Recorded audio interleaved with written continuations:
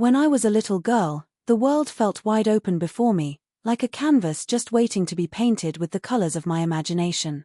I didn't see boundaries, I didn't see limits, and I certainly didn't think my dreams were too small or too big. I was full of ideas, full of ambition, and I carried in my heart a belief that whatever I set my mind to, I could achieve. But the very first people I ever shared those dreams with, the people who should have been the ones to encourage me the most, were the same ones who made me feel like those dreams were nothing but a joke. My parents, the ones I trusted, the ones whose approval I longed for, turned my passion into something to mock, and in their laughter, a piece of me broke in ways I didn't understand at that time. I remember sitting at the dinner table, my eyes sparkling with excitement as I talked about what I wanted to do when I grew up. I can still see the way they exchanged glances, how my mother's lips curled into a half-smile that wasn't quite supportive but wasn't entirely dismissive either, and how my father let out a chuckle that cut deeper than any harsh words could. At first, I thought maybe they didn't hear me properly, maybe they misunderstood what I meant, but the more I explained, the harder they laughed.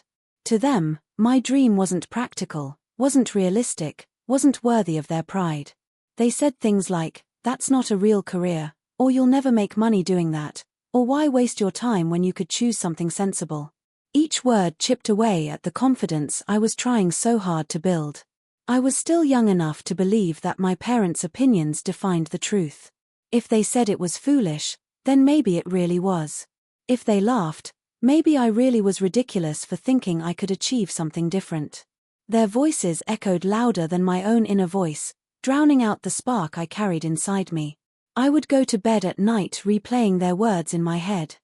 Every time I brought up my ambitions, I was met with the same reaction. They would brush it aside like it was nothing, turn it into a joke at family gatherings, and make comments that seemed small to them but cut me like sharp glass. "Oh, she thinks she's going to change the world," they'd say, or, "She'll grow out of it soon, just wait." Sometimes they even said it with affection, as if mocking me was their way of teasing, but the sting was always there. It wasn't just about the words, it was the way they made me feel small, insignificant, and incapable. It was the way they convinced me, without ever directly saying it, that my worth depended on fitting into the mold they had already carved out for me. School wasn't any easier because the same voices that echoed at home followed me into the classroom. When I wanted to share my ideas, I hesitated, hearing my parents' laughter in the back of my mind. When teachers praised my creativity, I felt a momentary pride, only to return home to the rolling eyes of my mother or the sarcastic tone of my father. They didn't believe in me, and because of that, I started to struggle to believe in myself. I wanted to make them proud, but I also wanted to be myself, and it felt like the two were impossible to reconcile. The weight of their disapproval hung on me like a shadow, always there, always pulling me back. I started hiding my dreams from them. I stopped sharing my ideas, stopped telling them what I wanted, because I couldn't handle the laughter anymore. I kept journals filled with plans, stories, designs, whatever it was I wanted to pursue, but I never let them see those pages. Those notebooks became my only safe place, the only space where my dreams could exist without being mocked. I would pour my heart into them late at night, after everyone had gone to sleep, writing feverishly as if I could somehow convince myself that my parents' opinions didn't matter.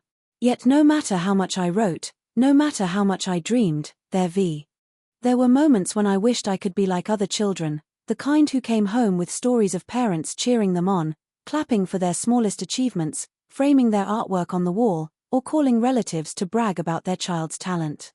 I craved that kind of validation, but instead, I got silence, sarcasm, or laughter. It wasn't that they didn't notice me, it was that they refused to see me for who I truly was. They only saw the version of me they wanted, the one that fit into their narrow view of success. Anything outside of that, they treated as a passing phase, a silly distraction, or worse, a failure waiting to happen. The mocking didn't stop with my career dreams. It seeped into every corner of my life. If I expressed interest in something new, they would dismiss it. If I achieved something small, they would compare it to what I hadn't achieved yet. Their approval always felt just out of reach, like a dangling fruit I could never grab, no matter how high I climbed. I began to wonder if maybe the problem wasn't my dreams at all, but me. Maybe I wasn't good enough, maybe I wasn't smart enough, Maybe I wasn't strong enough to make them see my worth. That constant cycle of hope and disappointment carved itself into me, shaping the way I saw myself and the world. I learned to expect rejection before I even opened my mouth, to brace myself for the laughter before I shared my thoughts. I grew quieter, more cautious, more guarded. But beneath all that silence, something else was growing too, something that their laughter couldn't kill. It was the quiet rage of being underestimated, the stubborn fire of someone who had been told no too many times, the fragile but unbreakable thread of belief that whispered, even in my darkest moments, that maybe, just maybe, I was capable of more than they could ever imagine. My parents' criticism didn't just appear once in a while, it was woven into the fabric of my everyday life. It became the background noise of my childhood, the steady rhythm of disapproval that played no matter what I did. If I tried to share my ideas, I was interrupted by remarks that reduced them to nothing. If I dared to dream bigger than the safe path they had already envisioned for me, I was met with lectures, sighs, and dismissive comments that made me feel small before I even had the chance to grow.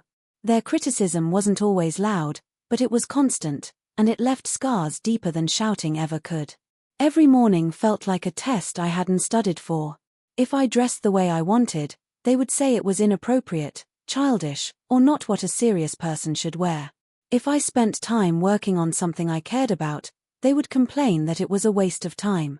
When I got good grades in subjects I loved, they pointed out the ones where I hadn't excelled, never letting me savor the victories I had worked so hard for. It was as though my successes were invisible to them, erased by their obsession with finding flaws. Even moments of joy became fleeting, overshadowed by their ability to highlight what wasn't enough. The harshest part wasn't always the words themselves, but the tone in which they were spoken. My father's voice carried the weight of disappointment, heavy and sharp, making me feel as though I had failed before I even tried. My mother's criticism often came with a smile, wrapped in sarcasm that pretended to be harmless, but cut deep enough to make me second-guess myself. Together, their voices became a duet of doubt that played on repeat, leaving me no space to breathe, no moment free from the judgment that hung over me. At family gatherings, I felt like their favorite subject wasn't my growth but my shortcomings. They would tell relatives about how stubborn I was, how I insisted on chasing paths that would lead nowhere. They spoke abo. The criticism didn't stop when I tried to change myself to please them. Even when I bent, twisted, and reshaped my actions to fit into their mold, they found new ways to remind me I wasn't enough. If I followed their advice, they said I lacked initiative. If I made my own choices, they said I was irresponsible. It became a cycle I couldn't escape. No matter what I did, it was wrong. No matter how hard I tried, it was never good enough. Living in that cycle drained me, teaching me to doubt every decision, to fear every step, to expect failure even before I had a chance to succeed. At school, I carried their criticism like a shadow.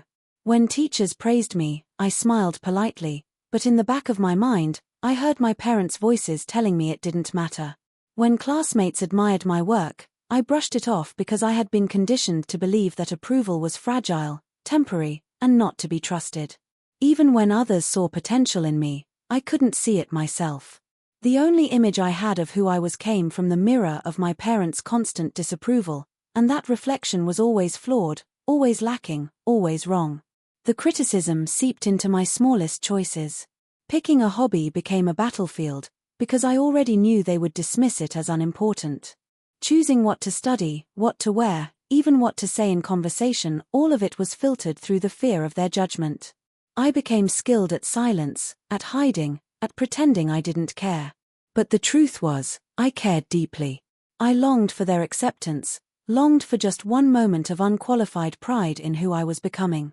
Instead, I learned to carry their voices inside me, whispering doubts into everything I touched. Their constant criticism made me feel like I was living under a microscope, every flaw magnified, every mistake repeated back to me like an echo I couldn't escape. I grew hyper-aware of my actions, second-guessing myself at every turn, rehearsing conversations in my head before speaking, only to still be told I was wrong. I would lie awake at night, staring at the ceiling, replaying the day in my mind, wondering if there was anything I could have done differently to avoid their disapproval. The answer was always no. The criticism was never about what I did, It was about who I was. Even in the rare moments when I achieved something significant, their criticism managed to find a way in.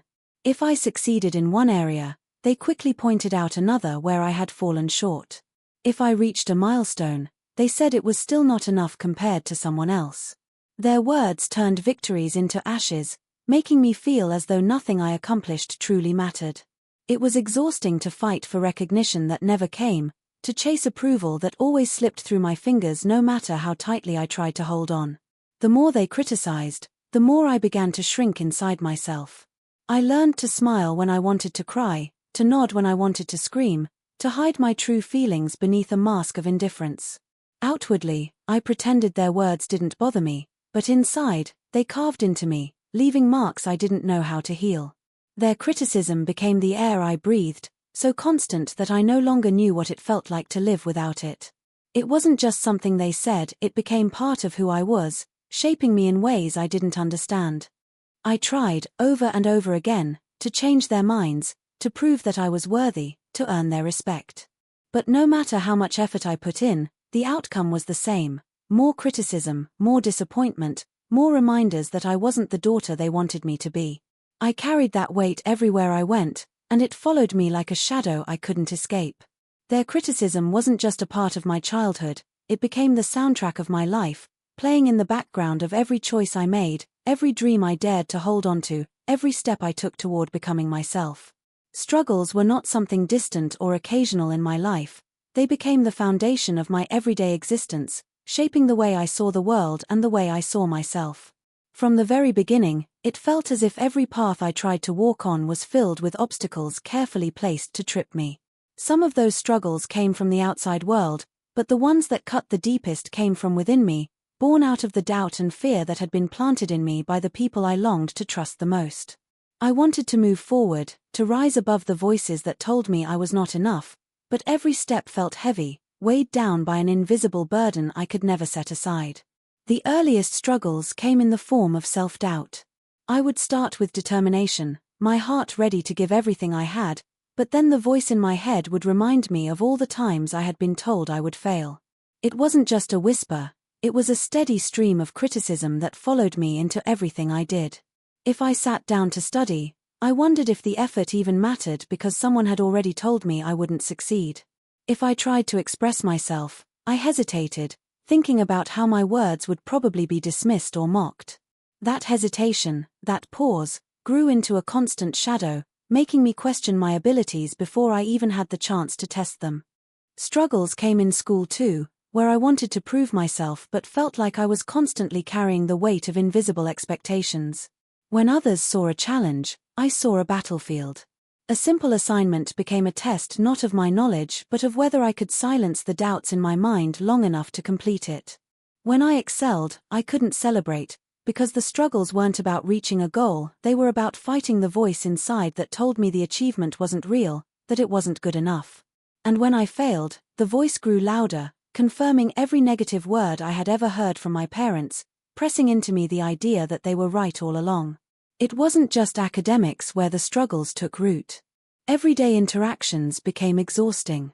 Speaking up in class felt dangerous, because what if I said the wrong thing? Making friends was difficult, because I carried a fear of being judged, a fear that people would laugh at me the same way my parents did. Even when others reached out, I hesitated to trust them, convinced that kindness always came with conditions, that love always came with criticism. I wanted to connect, but the struggles within me made me pull away, isolating myself in silence and pretending it didn't matter when deep down it mattered more than anything. Financial struggles added another layer of weight to everything. While my peers seemed to move freely, exploring hobbies, activities, or opportunities, I felt bound by limitations. I knew the resources weren't there, but what hurt more was hearing it used against me. If I asked for something that could help me grow, I was met with lectures about responsibility, about how unrealistic my dreams were given our circumstances. The struggle wasn't just about lacking material things, it was about being told that my aspirations didn't fit the life I was born into, as though the cage of limitation was permanent and I had no right to imagine anything beyond it. But the heaviest struggles were emotional, the constant push and pull between wanting to believe in myself and being unable to escape the feeling that I was destined to fail. Nights became the hardest, when the world grew quiet and I was left alone with my thoughts. I would replay every mistake, every criticism, every mocking laugh, and let it sink deeper into me. Sleep often felt like an escape, but even dreams sometimes carried the echoes of failure. Waking up the next day meant starting the cycle all over again, carrying the same weight, fighting the same battles, and pretending I was strong enough to bear it. The struggles also came in the form of comparisons. My parents often pointed to other children, cousins, or neighbors, holding them up as examples of success while I was cast as the one who couldn't measure up. Hearing those comparisons again and again carved something into me, something that told me I was less, that I would always be less, no matter how hard I tried. I looked at those other children and wondered what they had that I didn't, what made them worthy of praise and me worthy only of criticism. It wasn't just about wanting to be better, it was about desperately wanting to be seen, to be acknowledged, to matter in the eyes of the people whose approval I craved the most. As the years passed, the struggles became more complex, no longer just about proving myself to my parents but about trying to understand who I was in a world that seemed determined to define me. Every time I tried to explore a part of myself, to lean into something I loved, I felt torn apart by the battle between my own desires and the expectations weighing me down. It was like living in two worlds, one where I wanted to be free, to chase my passions, and another where I felt bound to the voices that had shaped me with their constant reminders of my inadequacy. There were moments when the struggles grew so heavy that I thought about giving up entirely, not because I didn't want a better life, but because I couldn't see how to escape the cycle.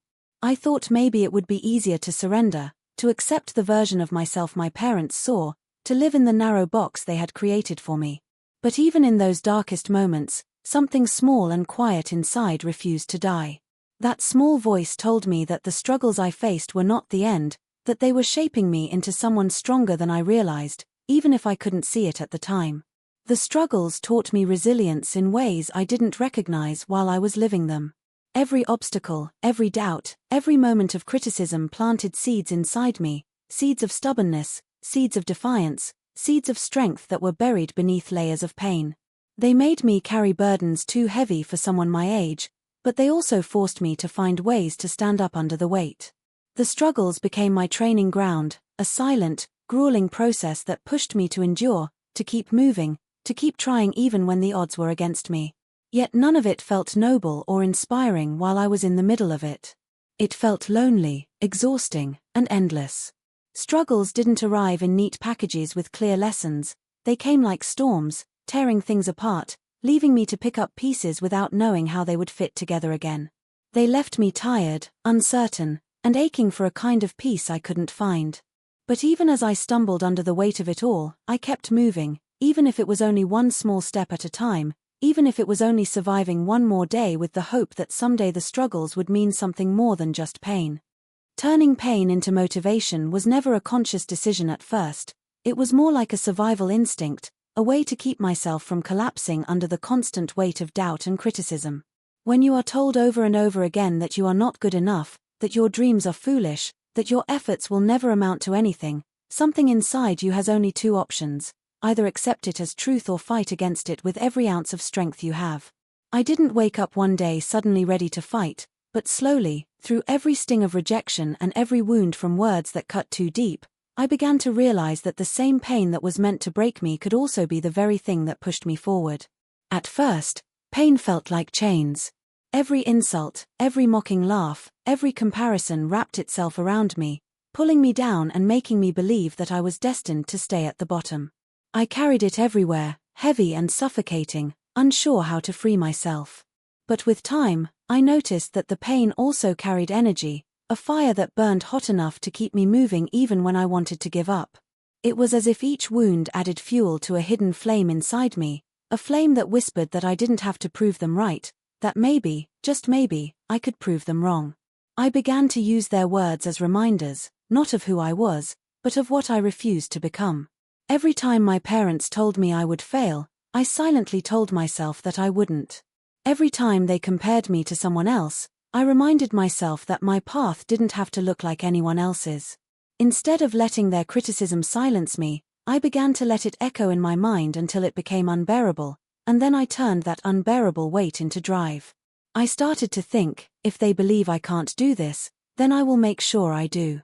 If they see me as weak, then I will show them my strength. If they mock me for daring to dream, then I will make those dreams undeniable.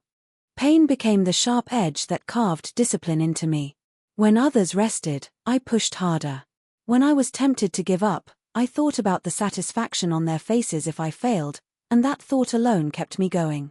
The very idea of giving them the chance to say, "I told you so," became intolerable, and that intolerance kept me awake on nights when exhaustion begged me to stop.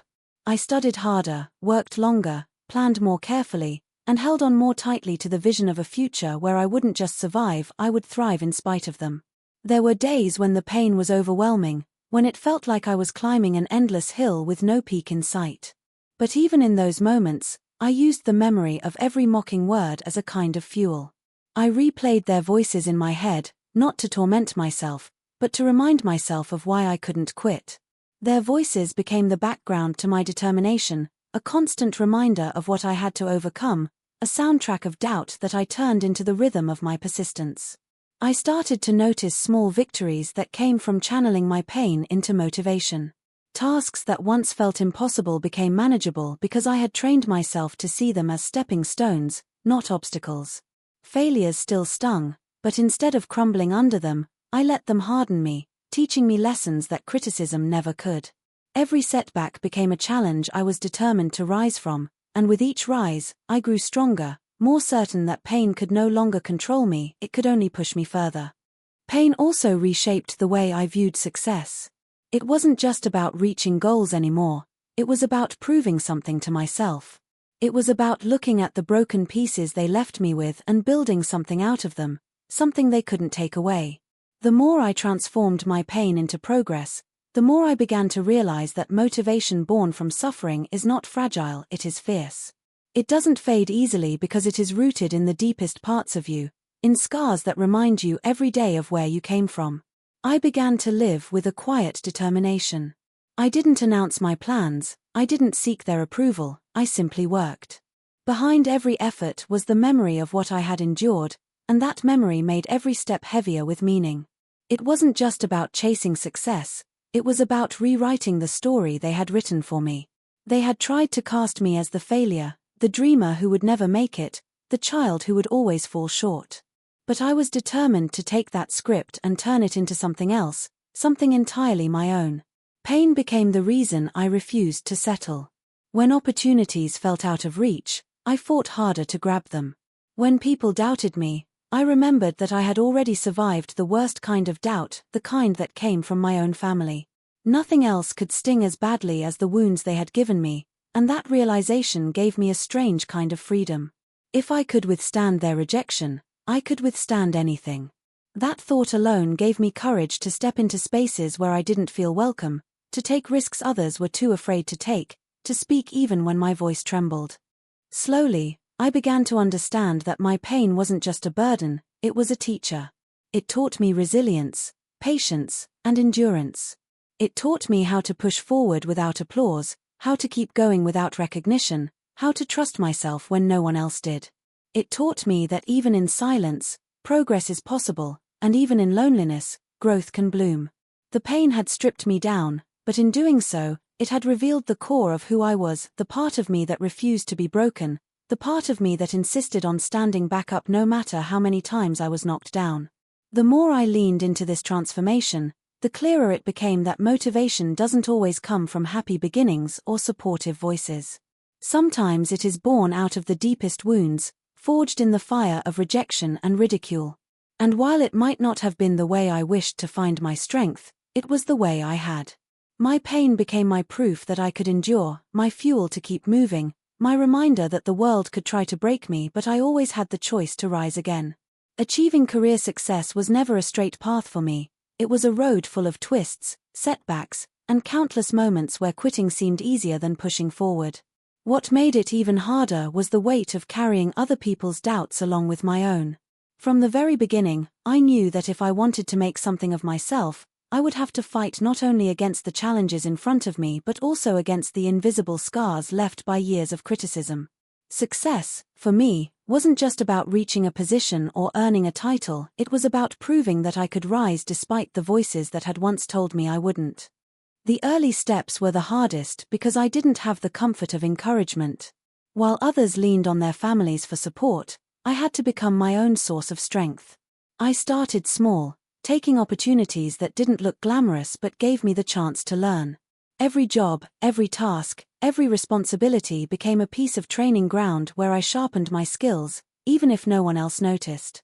I treated each challenge as preparation for the bigger picture I carried in my mind, the vision of the person I wanted to become. There were moments when the lack of recognition stung deeply. I would put in long hours, go beyond expectations, and still be overlooked. But instead of letting it crush me, I stored those moments inside as motivation. I told myself that one day, I wouldn't need their recognition because my achievements would speak louder than any applause could. I kept going, even when the progress felt invisible, even when the rewards were slow to come. That persistence slowly became my strength, the one thing that separated me from the version of myself who used to give in to doubt. The turning point came when I realized that success is not something handed over, it's something you build brick by brick. Each late night I spent working, each sacrifice I made, each risk I took was a brick laid on the foundation of the life I was constructing. While others doubted my abilities, I was quietly building skills, connections, and resilience. I stopped needing validation and started focusing entirely on growth. I measured myself not against others but against the person I had been yesterday. That shift changed everything, because it meant I no longer waited for approval to move forward. I simply moved. Opportunities didn't fall into my lap. I had to chase them, sometimes through doors that were barely open. There were rejections that left me shaken, but each one taught me something. Instead of seeing rejection as proof of failure, I began to see it as redirection, guiding me closer to where I needed to be. I polished my weaknesses, refined my strengths, and pushed myself to step into roles that intimidated me. Fear was no longer a reason to hold back, it became the reason I had to try. Each risk I took added another layer to my confidence, and slowly the person who had once doubted herself began to believe in her own power. As the years passed, those small steps started turning into bigger leaps. I earned positions that once seemed out of reach, not because someone gave me a chance, but because I created one for myself through persistence. I learned how to lead, how to handle pressure, how to solve problems others avoided. Every skill I gained felt like a quiet victory against the voices that had once told me I couldn't. Each achievement was a reminder that their vision of me had been too small, that my potential was far greater than they ever allowed me to believe. One of the most defining parts of my journey was realizing that success wasn't only about professional milestones but about growth in character. I learned to stand firm when others doubted me, to carry myself with dignity when people underestimated me, and to keep my focus even when distractions tried to pull me away. Success taught me patience, the kind of patience that comes from waiting years for results while working every single day as if tomorrow could be the breakthrough. It taught me endurance, the kind of endurance that lets you keep going even when exhaustion whispers for you to stop. The recognition eventually came, but by then, I had learned not to need it. What mattered more was the freedom I felt in knowing I had built something on my own terms. The financial stability was important. Career success, for me, was not about climbing a ladder someone else had built but about creating my own path. I didn't follow the route that was expected of me, I followed the one that aligned with my passion and my determination. There were countless times when I stumbled, when I thought maybe they had been right, when the weight of failure pressed heavily on me. But each time, I stood back up, and that decision to rise became the foundation of every success that followed. What I achieved wasn't luck, and it wasn't handed to me, it was the product of countless sacrifices, endless nights of work, and the unshakable decision to keep going no matter how hard it got. The struggles I endured became the very tools that shaped me, turning weakness into strength, pain into resilience, and doubt into determination. Career success was not the final prize, it was the proof that I had been capable all along, even when no one else believed it. It was the moment where all the pieces of my struggle came together to form a picture that was undeniable, a picture that could no longer be laughed at or dismissed. The more success I achieved, the more I began to recognize that it wasn't just about me. It was about every version of myself that had once been silenced, every moment I had been told to give up, every dream that had been mocked. Achieving career success meant reclaiming all of those pieces, weaving them together into a story that could no longer be erased. It meant standing on ground I had built myself, unshaken by the voices of the past, secure in the knowledge that the journey, no matter how painful, had been worth every step. Becoming their boss was not just a title or a role, it was the moment my entire journey circled back to where it began. All the years of doubt, criticism, and mockery had built an image in their minds of me as someone who would never rise, someone destined to stay small, someone unworthy of respect.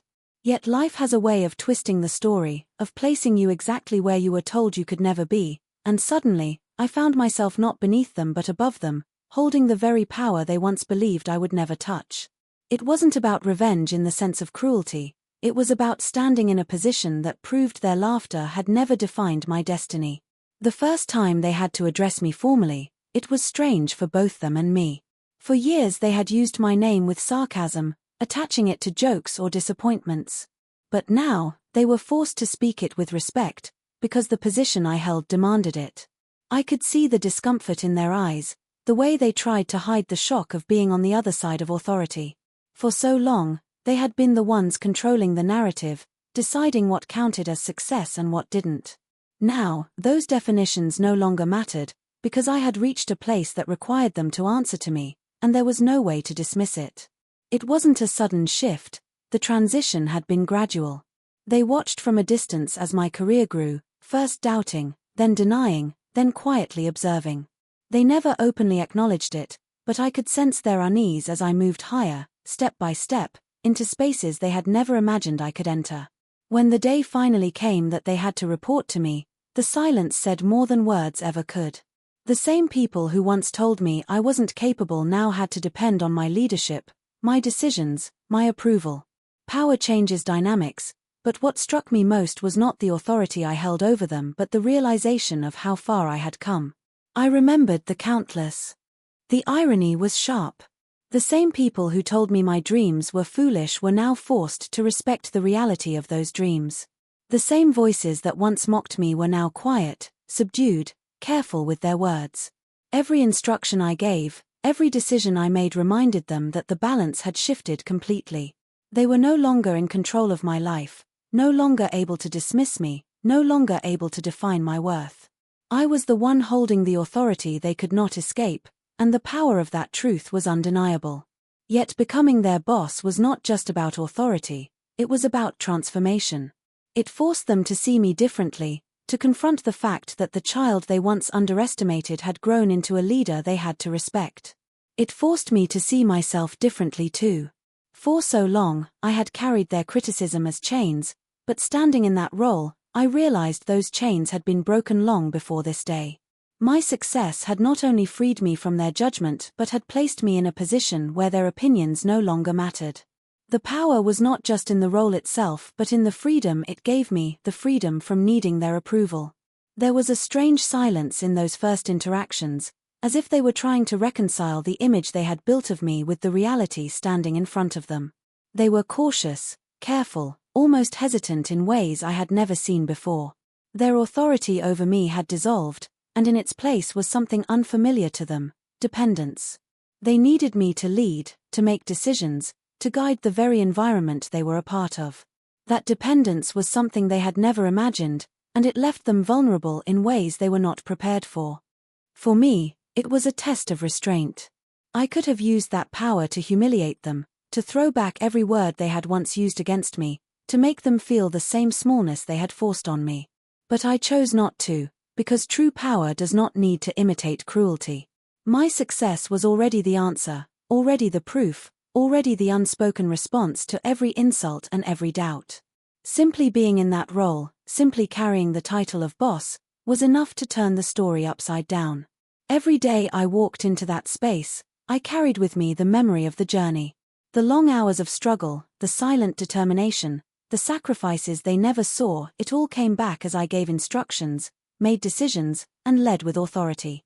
Each moment was layered with meaning, because it was not just about work, it was about rewriting the history that had once been written against me. Their presence in that environment reminded me of the full circle my life had taken, a circle drawn not by chance but by persistence. The transformation was not only visible in me but in them as well. They began to soften, to hold back their words, to show a kind of respect that had never existed before. Perhaps it was born out of necessity, perhaps out of genuine realization, but it was there nonetheless. The mocking had vanished, replaced by a quiet acknowledgement they could no longer avoid. I could see it in their eyes when they looked at me, not just surprise, but something closer to recognition, as if they were finally seeing the person I had always been, the person they had refused to believe in. Becoming their boss was not a fantasy I had once dreamed of, it was a reality I had earned. It was not about revenge in the shallow sense, but about justice, about balance, about the undeniable truth that the story does not always end where others try to force it. The authority I held over them was not the punishment, it was the consequence of their own blindness, the natural outcome of years spent underestimating someone who refused to give up. And in the end, it was not their laughter that echoed loudest, but the silence of their respect, a silence that spoke louder than any words ever could.